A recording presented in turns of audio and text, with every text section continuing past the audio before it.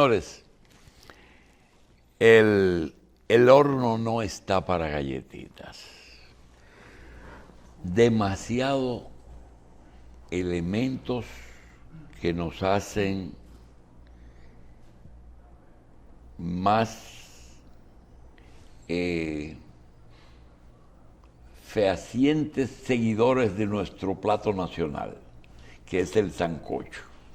Pero ahora tiene las 7 carnes, no le falta ninguna. Miren, el ingeniero Cuello, en todo este tiempo, ha centrado sus comentarios en torno a lo más importante, que es la energía. Un país que no disponga de energía en esta época no tiene ningún futuro económico. Pero a veces hay una serie de elementos que se presentan. Por ejemplo, hoy tú dices, ¿y qué vamos a hablar? Para solo mencionar una parte. Problema Haití.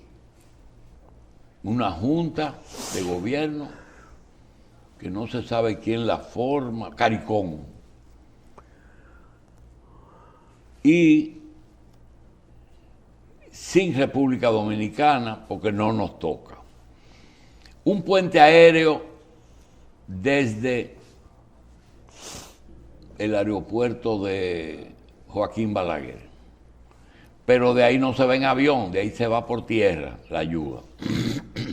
Una reelección que ya parece un hecho, confirmado por una encuesta que para nosotros tiene un valor especial porque estamos a 66 días de las elecciones y aquí sí se la está jugando Gallup y las encuestadoras que hagan ese trabajo a partir de ahora. Es decir, esta hay que guardarla. Que por cierto, tiene todos los detalles publicados y no es único este trabajo, todas las encuestadoras lo hacen, pero todas esas preguntas que uno se hace están contestadas ahí, todas. Eso da unos números de que el presidente tiene un 64%, el presidente Fernández un 19% y el PLD un 12%. De manera que si usted suma al presidente Fernández y a Abel Martínez, le da 31%, que es menos que de la mitad del 64%. Es decir, que parece que si no hay ningún elemento muy importante, Luis gana las elecciones. Ahora, hasta que no se lleve a cabo el último out, dicen que el juego no se termina. Pero mientras tanto, usted tiene que hoy Turismo anuncia que en el mes de febrero tuvimos 1 millón de turistas. Y Héctor Valdés sigue con su informe, primero era mensual, después semanal y casi diario, de que estamos creciendo y estamos estables en nuestra economía. La OMSA va a ser empresa pública con el problema del transporte. Los fondos electorales no fluyen según los partidos. Pero entonces tenemos que en Haití hay hambre porque hay crisis. Hay un grupo dominicano que está preparando un negocito para suplir Cuba de comida porque en Cuba hay hambre.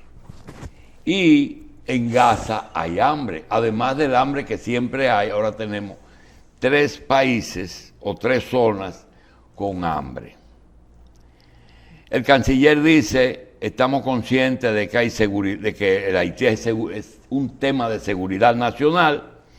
Estados Unidos nombra a su embajador en Haití y lo ratifica el Congreso de una vez. Y hoy estamos a 65 días de las elecciones y a 154 de que el presidente Abinader pueda tomar posesión de nuevo el 16 de agosto del 2024. ¿Qué se puede esperar en estos 70 días? No sabemos. Mientras tanto, el tiempo no nos da para hablar del día a día, porque el día a día es mayor que es más, se toma más tiempo de lo que el calendario nos da. Ojo con esto. El fenómeno de glorificar a delincuentes se ejemplificando en Cambita, San Cristóbal, Conquilo, La Quema, no es nuevo. En el lejano oeste estadounidense, personajes como Billy the Kid, Jesse James también fueron ensalzados. En Puerto Rico se recuerda el caso de Correa Coto, convertido en leyenda, Richard Dick Turpin, ladrón de carreteras inglés del siglo XVIII, es retratado como carismático. En Colombia, el caso de Escobar, la glorificación se atribuye a factores diversos, como actos generosos o la victimización. En algunos casos revela fallas como desigualdad, debilidad en la justicia, desconfianza en instituciones, falta de movilidad social o educación deficiente. Eso es lo que parte de todo esto, y nosotros nos vamos a limitar a los comentarios que nos puede traer hoy el ingeniero José Israel Cuello. La palabra, lo único que se necesita para que el mal triunfe es que los hombres buenos no hagan nada. Stefan Zweig, cuando visitaba la pequeña librería de Vigo, España, y recaló en aquel puerto español en tránsito durante su primer viaje a Brasil. Bueno, mientras tanto, el país sigue haciendo sus obras. Ahora vamos a hacer el internet en el interior, vamos a hacer caminos vecinales rurales por 1.400 millones y los resultados con calzadores del concurso o licitación para los generadores en el norte de la frontera siguen en el limbo. Vamos a hablar de eso porque ha llegado aquí, no a José Israel, que hay algunas instituciones que están haciendo concursos a la medida, y yo no sé cómo se hacen concursos a la medida, ingeniero. Yo no sé tampoco. Y se hacen inventos de todo tipo. Hay una amenaza sobre la sociedad dominicana en este momento de hacer otro play. Eso está muy maduro. Ahora, ¿verdad? Sí, play. Sí, otro play. Los play ayudan a que haya deporte, indiscutiblemente, estimulan el deporte, nada se puede negar. Pero tienen una vocación contaminante de arrabalización. Pasar por el Centro Olímpico, el tema no es mío, el tema lo tenía de Sena hace un momento. Pasar por ahí y ver en qué situación ha quedado ese espacio tan bien diseñado en su momento, tan bien definido, en qué situación ha llegado de arrabal, hasta un cuartel de la policía allí. No hay cosa más arrabalizante que un cuartel de la policía. Antes de que se inaugure hay 3 carros dañados ahí, que no se arreglan nunca. No sé por qué siempre hay carros dañados ahí. Se quedaron. Y así por el estilo. Aunque se haya dicho que es para proteger el área. No fue para proteger. No es verdad lo que tú estás diciendo. Lo hicieron lo que para conlleva mudar. un cuartel y Eso es un mundo contaminante. Arrabalizante. En el estadio olímpico, que es el más hermoso de los conjuntos, decía Becena que el sistema de ventilación se lo dañaron. Pero en el Teatro Nacional también. Cuando hicieron un concurso de Miss Universo aquí, Donald Trump, precisamente era el empresario que lo movía, le quitaron los paneles que filtraban el sonido de una sala de conciertos, que lo había puesto una empresa alemana que costó muchísimo dinero y nunca lo pusieron otra vez. De manera que deformaron para siempre la sala de conciertos del Teatro Nacional, la gran sala.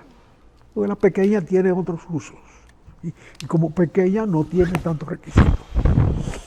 Pero la gran sala no tiene por qué dañarse y dejarla dañada, sobre todo por una empresa que gana mucho dinero con esos trabajos y depreda. Entonces, se entabla, ¿qué tiempo se usa un estadio de pelota? Aquí y allá, en Estados Unidos. Muy poco tiempo. Entonces, ese es un uso, si se quiere, excesivo del espacio en el centro de las ciudades. Si se va a hacer un estadio nuevo, primero estudiemos cuáles son los pecados del estadio viejo. Bueno, el uso es un pecado. Siempre hay que estar arriba de todas las cosas que uno usa, porque se dañan por sí mismos aunque no se usen. La mayor parte del tiempo los estadios deportivos no se usan. Entonces el espacio exterior, que es grande por la necesidad de parqueos, y en el caso del estadio de Santo Domingo no tiene parqueos, se va arrabalizando. Ese estadio tuvo vocación arrabalizante, alimentada además por la Caja Dominicana de Seguros Sociales, que no existe ya, que tenía su gran parqueo ahí, y los miles de negocios que tienen vocación de ocupar cualquier espacio vacío, y lo ocupan.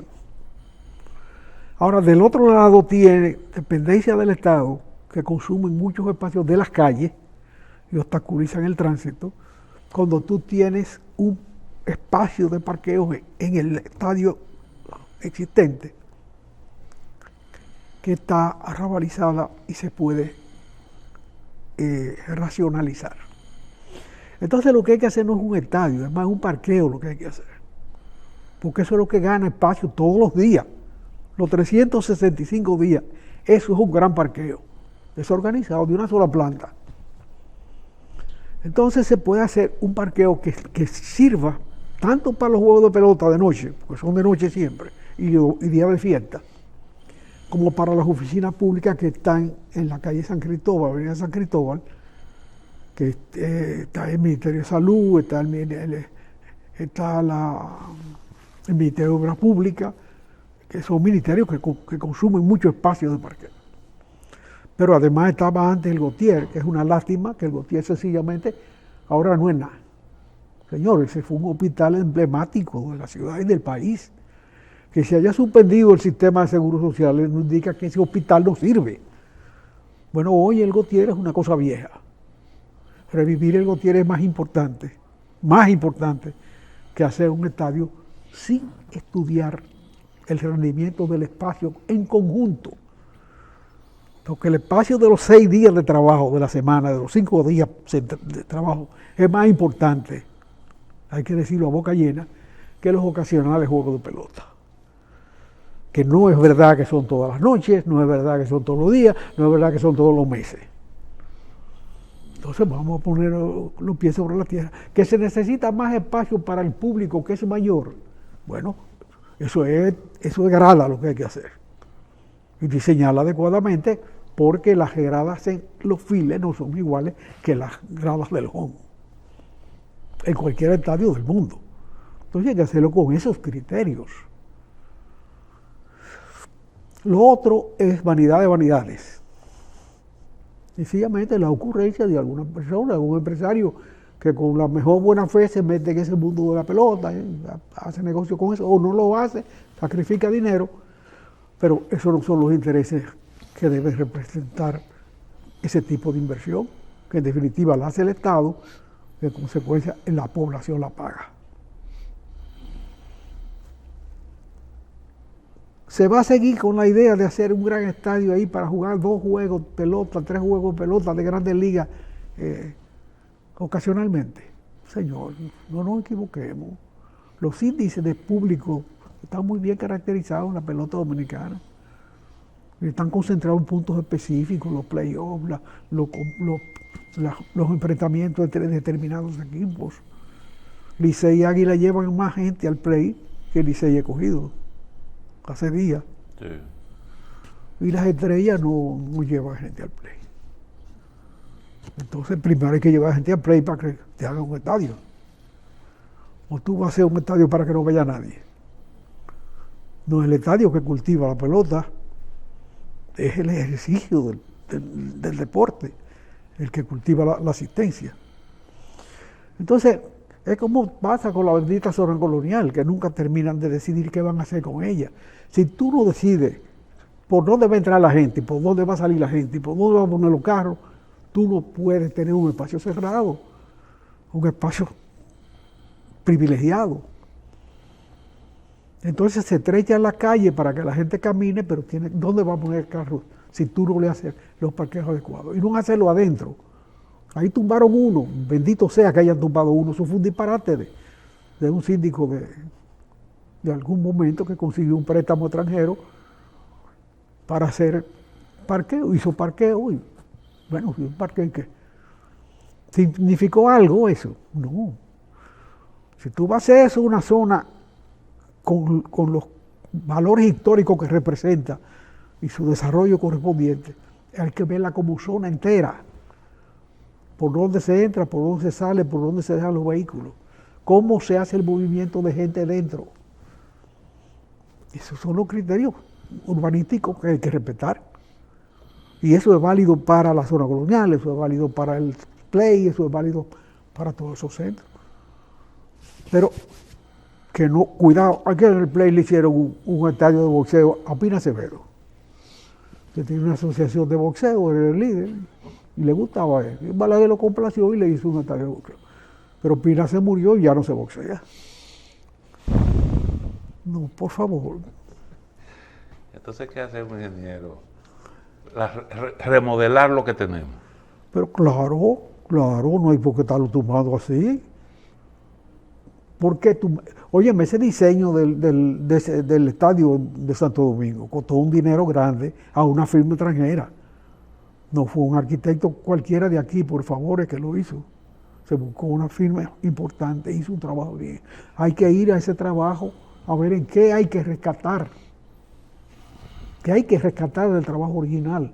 Porque cualquier antojo ahí, que Trujillo no tira la primera bola. Entonces hay que hacerle una entrada a Trujillo. Bueno, son circunstancias políticas imperantes. Bien. Pero ahí se hizo un deterioro del diseño original desde el primer día. Esto, debe haber papeles, alguien debe tener, así ser recuerdo de cómo funcionaba eso, porque funcionaba muy bien. Bien, ingeniero, entonces volvamos con el tema de la energía y cómo es que están caminando los proyectos que se han concebido. Mire, en estos días salió un aviso en el periódico extraño, convocando a un concurso en 10 días para la instalación que toca el tema de la energía a instalar en la zona fronteriza, en Pepillo Salcedo, en Montecristi, por ahí, en esa zona. La idea de que la posición geográfica es la mayor riqueza que tiene el país para su desarrollo. Se ha tratado varias veces en este programa, y no solamente por mí, sino por otros que han asistido al programa y otros que han asistido en ocasiones que yo no participo. O sea, es una idea muy socorrida y que tiene su fundamentación en el problema de la logística del transporte, la importancia del transporte que la pandemia exaltó. Nos dimos cuenta, se dieron cuenta los yanquis, que eso de estar fabricando cosas en China para traerlas a Estados Unidos tenía un punto flaco, que era cómo tú traes el producto terminado en el tiempo necesario. La pandemia estableció límites a ese asunto. Es que la producción se había concentrado en un punto determinado, bastante lejano, por cierto. Los resultados de esa alianza de China y Estados Unidos, yo los manejo por lo que significa en la historia humana. Nunca en la historia humana, nunca, en un periodo de tiempo de del que se vivió, menos de 2 generaciones, 750 millones de gente había pasado de un nivel social a otro nivel social. Eso en la historia humana no está concebido. De manera que la sinergia entre la demanda de la nación norteamericana de productos y la capacidad china de satisfacerla dio lugar a algo sagrado. Porque el que logra eso hay que felicitarlo, no ponerse a buscarle ripito. Y es una lástima que se haya roto eso, porque tenía muchos elementos creativos. Hoy, hasta los científicos chinos que están en las universidades americanas, que son muchos, se están yendo a China, por razones de criterio nacionalista, de que las relaciones entre los dos países se han deteriorado, y se están yendo, y están rompiendo ese cordón tan virtuoso. Pero bueno, esa es la realidad. Bueno, ese es el aspecto negativo, ese es un aspecto negativo que tiene la competencia, porque la competencia es una apuesta por cómo yo te freno a ti en tu desarrollo, sí, lo que tiene una repercusión muy negativa, y cómo entonces yo me posiciono. Sí, bueno, pero nosotros podemos observar lo que pasa fuera de nuestra periferia, pero aquí tenemos que tratar de lograr siquiera influir aquí, en nuestras ideas. Realmente nos tocó vivir aquí, este es el pedazo en que podemos influir. Entonces la posición geográfica dominicana es virtuosa, es buena para ese mundo que se articula hoy alrededor de la economía norteamericana, o se rearticula alrededor de la economía norteamericana, y donde Estados Unidos se decidió congelar a Cuba, más allá de la vida de Fidel Castro, no tener relaciones con Cuba. Haití se cuece entre el caos. Que ya no se sabe qué es, porque antes era como yo obstaculizo un proyecto comunista, pero ya Cuba no se sabe qué cosa es. No, nada de eso. Eso está indefinido totalmente. Además, yo siento a sus gobernantes que no tienen tino, que no tienen destino. De ahí viene el tino, ¿verdad? Que no saben para dónde va eso. Es una lástima. Pero pasaron 2 generaciones, 60 años lleva eso. 60 y pico. 65. Ahora, ese modelo que se puso en práctica, que se desarrolló en esa zona lejana, en el oriente, ¿no se puede replicar en nuestra región? Bueno, mira. Que yo creo que es cónsono con los intereses de los Estados Unidos. Bueno, Estados Unidos cuando Alemania... tiene Brasil, México, Argentina. Cuando los alemanes tenían un criterio imperial antes de las grandes guerras, de las 2 grandes guerras, los americanos hicieron una doctrina, América para los americanos. Particularmente estaban hablando del petróleo de Venezuela. Bien, sabemos cómo llegó un grupo al poder en Venezuela tan virtuoso, tan genial, que hizo de Venezuela una nación pobre. Venezuela es el territorio más rico de América Latina. Antes de este disparate que se ha hecho ahí, Venezuela tenía un 70 y pico % de su energía de agua, de presas. Yo creo que la presa de Río Caroní creo que tiene 7 saltos represados. Y tenían el 70% de su energía hidráulica. Y hoy Venezuela es un país pobre. Se conoce por cómo se robaron a PDVSA. Ahí está la prensa española llena de un escándalo terrible que hay allá alrededor de sinvergüenzas que se robaron esa riqueza extraordinaria. Y hicieron de PDVSA una empresa que antes podía incluso servir a los fines de la política estatal con la vecindad, para fiarle petróleo a los países menos desarrollados de la zona y a nosotros inclusive. y hoy no tiene ni siquiera cómo explotar esos recursos. Bien. Pero entonces los americanos, la doctrina Monroe dijo América para los americanos, pero no lo hizo, más que torpedear los procesos, como pasó aquí, una invasión, para paralizar el desarrollo nuestro, el desarrollo natural nuestro, ¿sí? Someternos a sus fines, dóciles ya, ni siquiera embajador designado, porque ya estamos dominados. Ya no hay por qué tener embajador ahí, eso de nosotros.